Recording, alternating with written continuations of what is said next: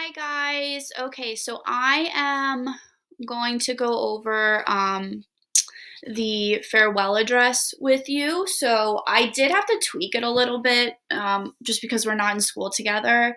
So I'm going to go over all of the instructions, but this will also be posted for you on Canvas to go over if you need to reference it. So, like I said yesterday, this is your farewell to Berks Catholic. I'm calling it the Collier Pearson project because this is a project that I did when I was in high school. And it was one of my favorite things that I did senior year. It was very well known. Everybody at school loved doing this. But my senior year in English class, I sat next to this boy named Collier Pearson, and we weren't that close, but because we sat next to each other in English class, we kind of had a bond with each other, so we talked every day. When I gave my farewell address, it made him cry, and that's just something that sticks out in my memory.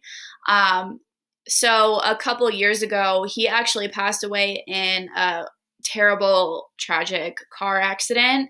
So that was the first year that I started teaching seniors, and I wasn't sure if I was going to do the farewell address, but I decided to go along with it because I thought it would be something really nice to do in his memory. So that's kind of where all this came from. All right. So there's going to be a couple of things that you will touch on for your farewell address, and it can take one of two formats. So you will either be able to give a speech or write a paper. So that is whatever you are more comfortable with. To celebrate the completion of your education at BC, you will have the opportunity to share memories significant with your development as a student, as an individual, with your classmates, and with your teachers. To streamline the assignment and focus on the essence of the project, you should be sure to include the following in addition to anything else appropriate that you feel you should share. So the things that I'm about to list have to be a part of your farewell address, but you can add other things if you so choose. So the first thing, aside from family members, choose two important people who have impacted you throughout your schooling. These can be teachers, coaches, other students, so any two people besides family. The second thing, choose one accomplishment that you consider significant in your school experience, describe it, and explain its significance. Choose one setback you consider significant. This trial or tribulation does not have to be academic in nature. The accomplishment does not have to be academic either. It can be related to sports, music, any other activity you do. It's whatever you want. Choose one class you consider to be the most rewarding in academics and explain why. So that one is academically related. Describe your immediate future plans upon graduation. Begin after senior week. I think that senior week might be canceled this year or pushed off. I don't know.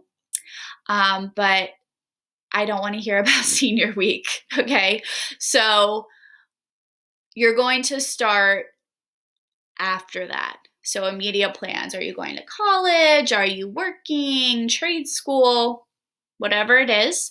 And then describe where you hope to be in 10 years. Okay, so think 10 years from now. What's the next thing? Okay. End with some insightful, heartfelt advice for your fellow soon-to-be graduates. So this is your graduating class, your peers, who you are graduating with. What advice would you give them? Base this upon the wisdom and experience you have gained throughout the first 17 or 18 years of your life. All right, now into the format. Okay, so speech or essay. If you decide to do an essay, you need at least 8 well-developed paragraphs. So you will have your introduction, 6 body paragraphs, which each paragraph would be each topic that I just talked about because there's 6 of them, and then a conclusion.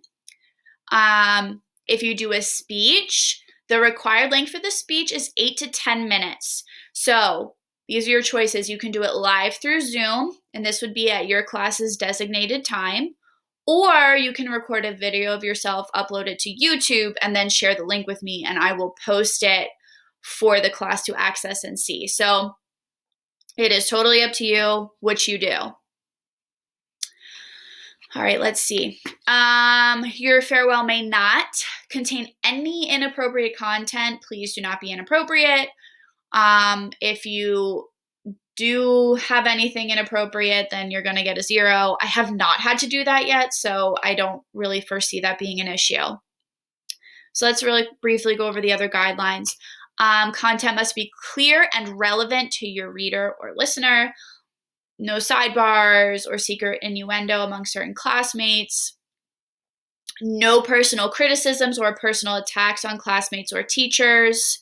You want to be positive and professional. Okay, this is not a forum to air grievances, dirty laundry, gossip. I have nothing but positive thoughts and feelings when it comes to you as a person and as a class, and I want to end on that same note. Please do not ruin this assignment for your classmates or seniors of the future or for me. If you are not sure if you should say something, ask me and I will let you know. You need to tell me by the end of this week whether you are doing a speech or an essay.